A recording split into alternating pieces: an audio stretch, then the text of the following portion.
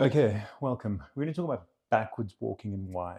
And if you're doing online, well, if you're doing in-person work with me, or certainly if you're doing online remote work with me, it's probably the most important aspect of a lot of what we do.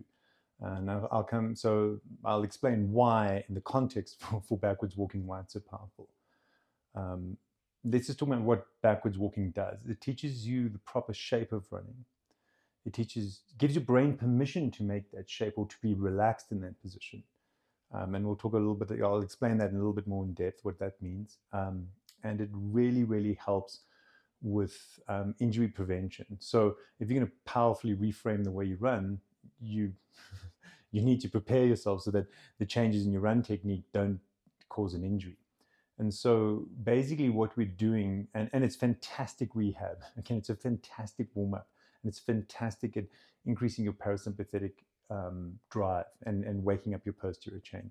So what we do is we the more you've run on your, let's say you're a 4-foot runner your whole life, or you've really trained one way, or if you've been pretty sprint running, 4-foot running, anterior chain, however you want to frame it, or you're kind of running, or you've run in a very particular way for a very long time, the more important it is to walk backwards, okay? Because we want to introduce these elements of softness, of flow, of rhythm, of timing, and basically you're going to soften your foot, soften your toes, relax your plantar fascia, open up your feet, lengthen your Achilles, create space in your calf muscles, and lengthen your hamstrings. And it's very, very good as part of a rehabilitation program for plantar plate tears, plantar fascia issues, Achilles injuries, high hamstring issues, and hip problems, and even low back pain. So I just can't recommend backwards walking enough. And it's certainly something that you want to definitely get your head around and implement. Okay. So that's that. So I'll just reframe this little camera a little bit. Okay. And then move it back where you can see my feet, and hopefully everything of me is in the shot. So there's two components to backward walking. We sort of learn it in two stages. It's very, very simple, and that's why I like it. Okay, so one is when we run, if you're on a connected leg and we've worked with the rope on the shape of running and the timing of running so that your hips will be proactive and you know how to make the right shape, we end up falling forward and then rolling with our toes. Okay, so I move very far forward for very little effort. This is just a connection. And if we're loading up our calf and hamstrings as giant springs, and there's other muscles too, and we recoil off our foot, that's where the economy of running comes, the magic of running. We end up running almost like our hamstrings functional.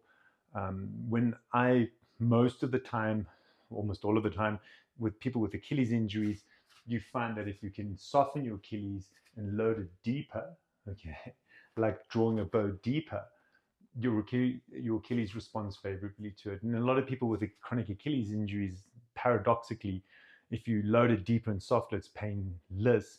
But if you stiffen and tighten and shorten your stride, which is certainly what a lot of people do when they have the Achilles injury, it makes it worse, or they have pain.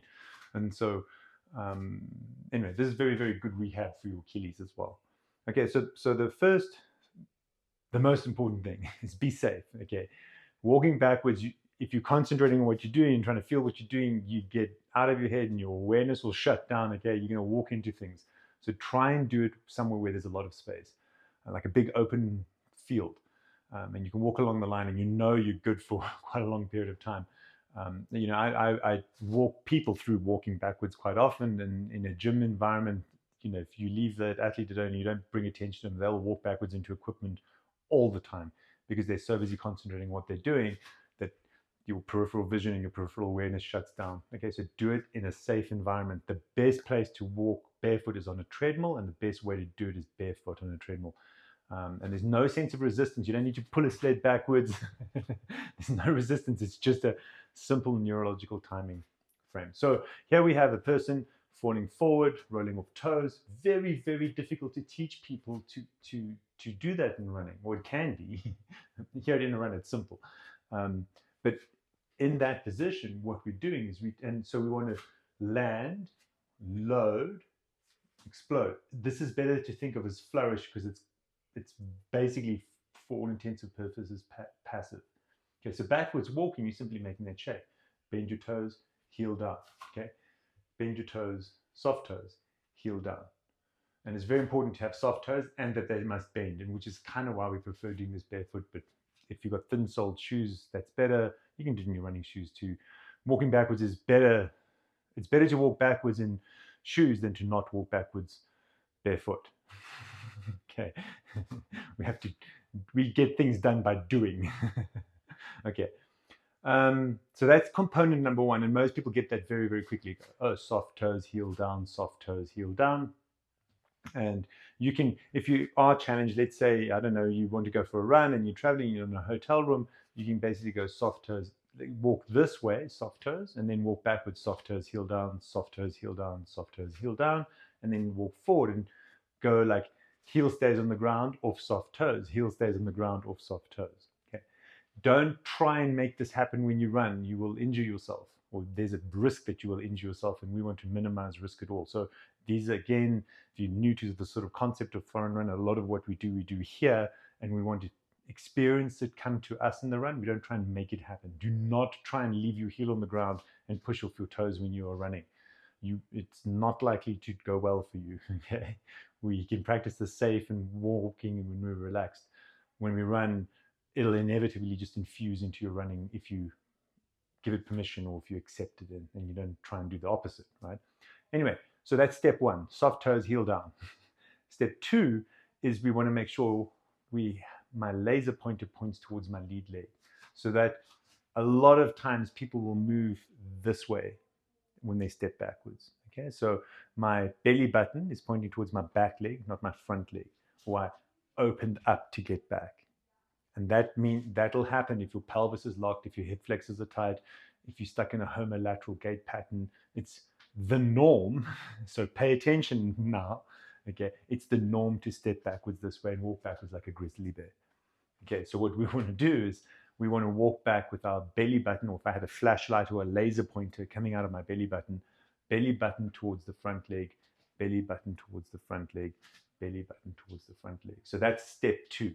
And then you can sort of think about those two things. Make sure you're going soft toes, heel down, soft toes, heel down, belly button towards lead leg, soft toes, heel down, and try and combine those two concepts. Okay. And it's very easy on a treadmill.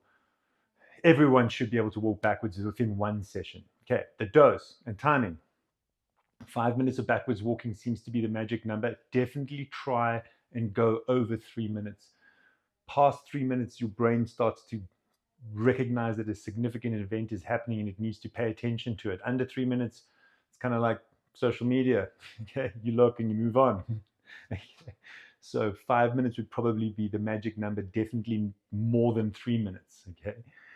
If you're walking up and down and it's broken up, then 5 minutes is better. Okay, if it's continuous, you can probably bring it down a little bit. Okay, we want to be doing backwards walking for most people for at least 2 weeks before we involve tire walking or switching our hips on. We want to create space going backwards, and it pairs very well. If you're watching this and you're out of context for some reason, pairs very well with rope flow, with learning the shape of running, the timing of running. And the fluidity of running and your running posture. And again, you be mindful, some people are head down when they do it. You want to be head on top of shoulders, shoulders on top of hips. It might be helpful as well to get your hands out of the way. So you can put your hands behind you and go soft toes, heel down, soft toes, heel down. My belly button's pointing towards my lead leg. It's okay if when you start, you're sort of going, oh, what am I doing? What am I doing? Oh, that's wrong. Oh, let me fix it. But once you sort of get into it, relax your hands and get your hands out of the way. And also not using your hands really helps you. Your hands can distract you or pull you out of pattern. A lot of people's upper body works against the lower body. Okay, so by taking your hands out of the way, this movement's very, very central. See, I walked the wrong way around. Okay, this movement's very, very central. And you're creating movement from the center out, and you animating your spine and your hips. And so getting the periphery out of the way is a really good idea. And it almost amplifies the central component of this movement. So hands behind your back, because this is really good for practicing our angel or running shape. Okay, just shrug your shoulders, let them go, and try and really relax and soften into that shape. And you'll find that shape will suddenly magically appear in your running, which is definitely what we want. So if you watch this and this happened to you, post a picture or send us a success story, or I'll try not to chop my head off. Let us know how you go on, and look after yourself, run well. You are enough. You have enough. You have enough resources. Be patient. Be kind. Learn to express yourself and be brave. It takes courage to